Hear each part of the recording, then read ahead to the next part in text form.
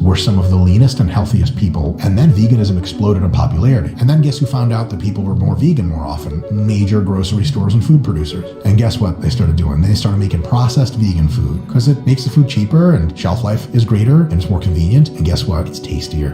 And so now you have vegan chocolate cake, you got vegan hot dogs, you got vegan pasta, you got vegan everything. And now it is no longer true to say that veganism is some kind of shortcut to health. It used to be. I have a variety of personal trainer friends that will say like, dude, some of my vegan clients are in the worst shape of everyone. And they're like, but I'm vegan. Yeah, but you eat exclusively processed food. Vegans.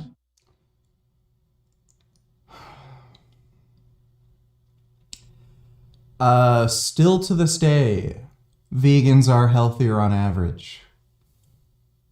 And there's different categories of food processing. So, something like a vegan mock meat, like seitan, would be considered processed, but it's a very, very low degree of processing. Like, it's literally just wheat gluten. So categorizing it all as processed food blanketly is fucking retarded.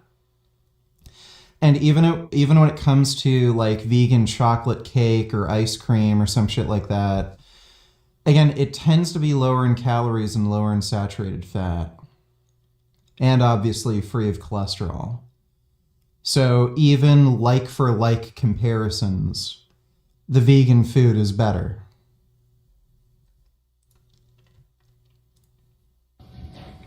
All right, some of you may have noticed. Vaccines for cancer. I'm sure he's going to say something stupid. All right, do you think the vegans will agree to that? Yeah, this is going to be retarded. All right, folks, I wanted to point out a couple. Yeah, this is going to be stupid. That the CEO of Oracle, a guy named Larry Ellison, who's in his 80s, actually it's quite pretty good for an 80-year-old dude, has announced that they're going to be using this $500 billion Stargate program that President Trump has now apparently declared, in part to use AI for things like developing, I guess, I don't know if you want to call it a cure for cancer, a vaccine for cancer, I suppose. And the thought is, and it's not so much of a thought, we, at any given time in our life, we will have cancer cells floating around in our body, ranging from several to perhaps maybe many thousands of them. And so the thought is you can identify that through, I guess, blood testing using AI, and then design some sort of personalized mRNA to then attack those particular cells. This is kind of what our immune system does on its own naturally. So probably at some point in my life I've had cancer cells, and my immune system has taken care of it. And so the concern would be, what will these vaccines actually do?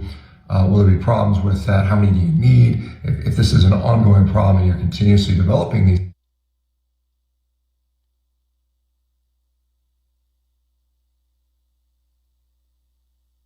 This guy got a degree as a doctor, by the way.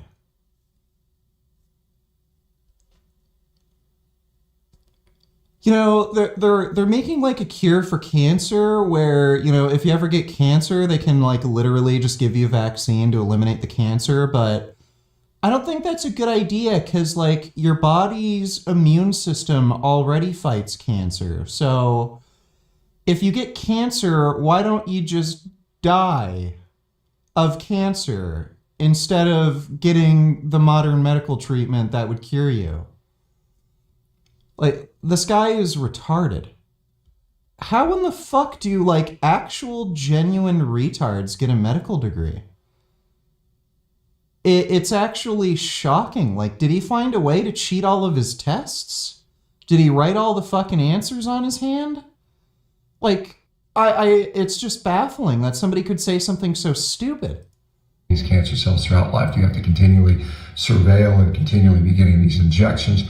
To me, it sounds a little bit kind of like a science fiction horror movie gone wrong in some ways, as a potential problems that could occur. What if the injections cause problems, and then you've got all these people where perhaps there's been some problems with their genetic code, which is at least a theoretical concern, and a lot of people point to the so-called COVID vaccines as potential Here we go. problems with this. Again, this is still very much unknown stuff. I know I certainly won't be signing up as one of the first guys to do that. I'm not signing my kids up for. Guarantee you, if this guy ever gets cancer, if one of his family members ever gets cancer, and he does all the normal dumbass shit, oh, try a keto diet. Do a water fast. I heard a study that water fasting shrinks cancer cells. And then when they're about to fucking die, he's gonna go out and get the vaccine for it, and then it'll be fine. And then, oh, I guess there's not a problem with the cancer vaccine, huh? For that, maybe Larry Ellison will sign his grandkids up, or great grandkids, whatever he has, to be the ones that they can experiment on, because this is, it's really what it is. And again, I will continue to say, the best things you can do are the basic things. I don't know that technology is going to save us from cancer or any other chronic disease, quite honestly. It hasn't up to this point. And, we just keep pouring more and more money into it. Now, what does happen is these things become wildly profitable for these things, because, people don't want to die. I mean, if I could live forever, how much would you pay for that? Rich people will pay a lot of money. No, up to this point, no one has successfully conquered death. In all likelihood, it would be extraordinarily cheap because there's no human labor involved. Like, it's pretty much all done with AI. So, yeah, in theory, it would likely be very cheap. As some people claim we'll be able to do soon. I'm highly skeptical of that. I am not holding my breath for that. I'm going to continue to live my life in a way that gives me good quality of life, eating well, sleeping well, exercising, enjoying life, managing stress, those types of things. And I'm not confident we can get much beyond that. I may be proven wrong, and hopefully I am proven wrong, but I am not excited about giving my money, my tax money, or paying for these things, at this point, Yeah, I don't want to... why would I want my tax dollars going towards, cures for cancer? I want my tax money going to, the military, so we can blow up other countries, tax benefits for large corporations so they can become billionaires and create an oligarchical society so we can all be fucking wage slaves. That's what I want my money going towards. Why would I ever want my tax dollars going to something that would benefit me? What a fucking asshole. So this is interesting. So as you guys remember, a couple days ago, about a week ago, I guess now, a study, case series on inflammatory bowel disease was published, and it shows that a carnivore diet can be extremely effective for people suffering from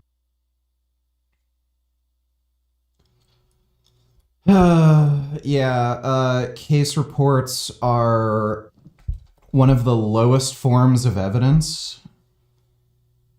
Like, you have no idea why their inflammatory bowel disease improved. Like, medicine and nutrition is all about statistics. Like, that's all it is. If you only have, like, n equals 1, you don't have the kind of power to actually determine whether or not the exposure actually affected the outcome. So, and by the way, a ketogenic diet might have improved their inflammatory bowel disease simply because they removed some food that was causing them problems. Like, maybe they were eating like really, really junky, shitty foods, like, tons of sugary sodas, cake, like ice cream, and then they got rid of that, followed a keto diet, and then that was fine, but they could have done that following any other diet, or another diet would have been far better. So like a Whole Foods vegan diet. This is like, by the way, this is the same jackass who says, oh, prospective cohorts are garbage. All they do is like ask them to fill out a fucking, you know, like a chart saying what they ate the last year. Oh, it's all bullshit. And then he links like a fucking case report. Oh, some guy told us that he started eating a keto diet and his problems went away. Yes, much better quality of evidence than a fucking prospective cohort. They have no shame. Just no epistemic standards. They're just fucking liars. Things like Crohn's disease and also colitis. The study is this one here. I'll link that in the description for you guys to read and share. But, you know, my hope is that will result in an actual intervention trial so we can see how effective this might be for the general population suffering from Crohn's disease. Is it going to affect 10% of the people or 50% of the people or 90% of the people in a positive way? We don't know that for sure until we do the intervention trials. And aside from that, we should do a comparator group. And hopefully, again, one of the hopes is we can get something like a vegan arm so that we can have a vegan versus carnivore interventional randomized control trial that would sort of help to answer some of those questions. Because a lot of people say, this makes no sense. Will the vegans show up? He said randomized trial.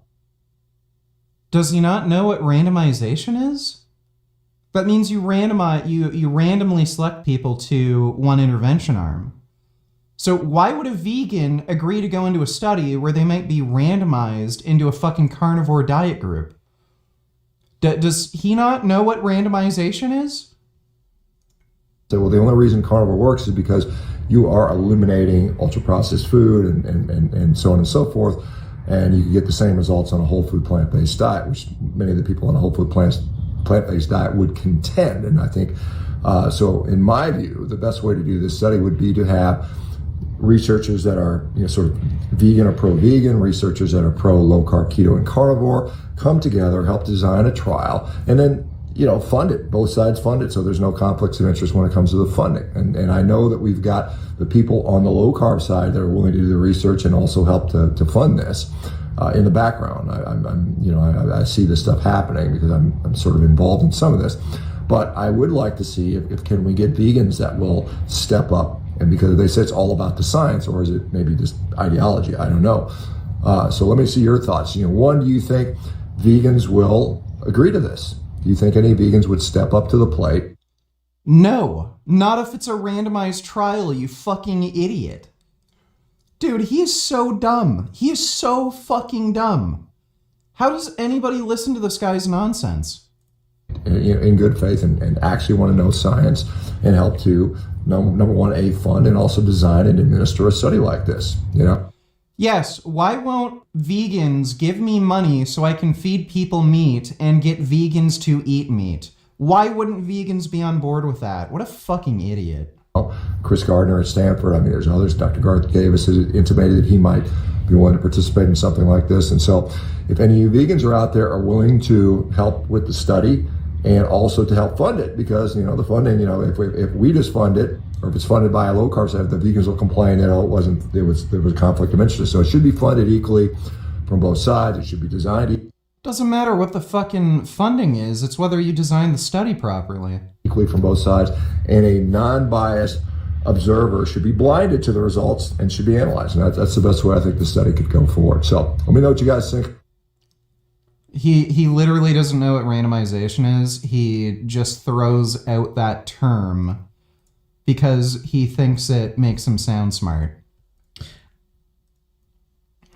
Interesting studies around the possible causes of obesity. I know, many people say, well, just eating more calories, and that's the case. Well, interesting, there was a nice study in 2022 published by Dr. Darius Mozaffarian looking at the consumption of calories over the last 20 or so years. Up from 1960 until about 2000, we steadily ate around 800 calories extra per person per day, which certainly would explain some of the obesity rates. But since 2000 for the last 20 years or so, The rates of calorie consumption has been pretty flat. You can see in this chart here, the top line is the FAO food production availability estimate. The middle line is the obesity rate, which goes from about 30% over to 42%. Do you think there might be an issue here? Do you think maybe, perhaps, that calories are increasing, but it's just not accounted for in the data because there's issues with data collection? By the way, this is the same fucking guy who says we can't rely on self-reporting for caloric intake. And then he's claiming we need to rely on self-reporting for caloric intake. Like, this is famously an issue with obese people in particular. They underreport their calories. So if they're collecting this data based on self-reporting, and you have a greater proportion of obese people, they're probably underreporting their calories. And again, that's the only explanation so far for why there's increasing obesity. Well, by the way, obesity rates are actually going down since Ozempic, GLP-1 agonists have been on the market. But do you think they're, like, I don't know why you would assume, oh, there must be something weird they're adding to the food that makes you fat without having to eat more. Why would you jump to that conclusion rather than just say, oh, there must be an issue with data collection? Like, by the way, if he has discovered some sort of method to make people gain weight without increasing calories, well, congratulations, you just solved world hunger. Like we could massively reduce, things like foreign aid. Because, we can prevent people from starving without increasing their caloric intake. We don't have to give them as much food. This guy is just a fucking clown. 2%. And then the bottom line is the NHANES data estimating how much food people are consuming. Now, you may say these are estimates, there's errors, but generally those errors will be consistent over the years. And so people that are making the same errors in 2000 will continue to make those same errors in 2020, at least. No, you wouldn't expect that. With higher degrees of food processing and higher palatability of food, you would expect people to have greater issues with tracking caloric intake.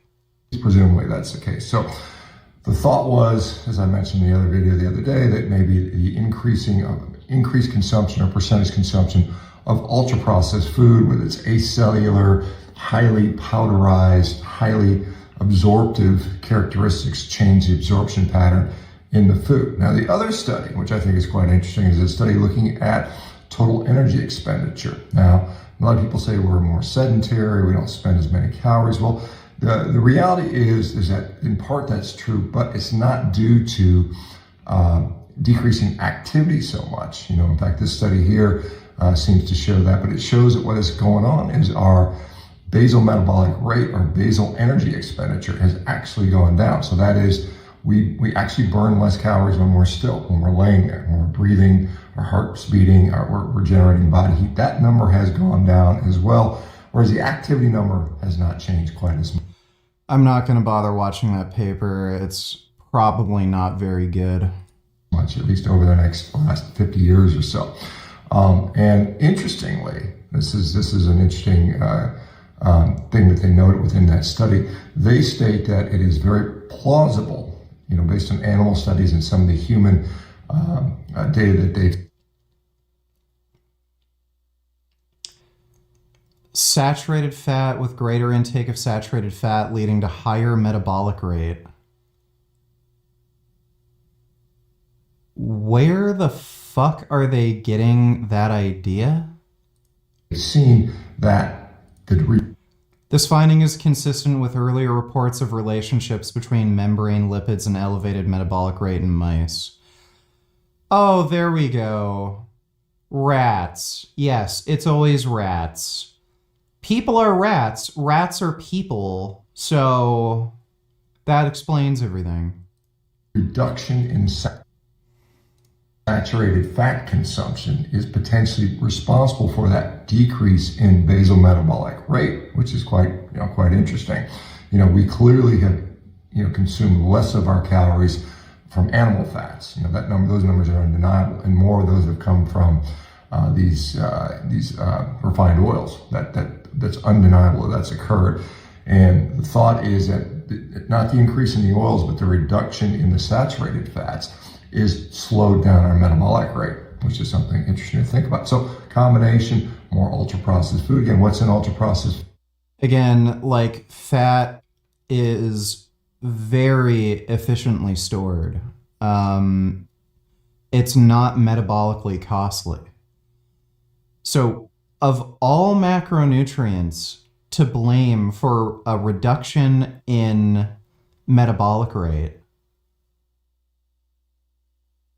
but like protein and carbohydrates are the most thermogenic. They're the most energy expensive to process.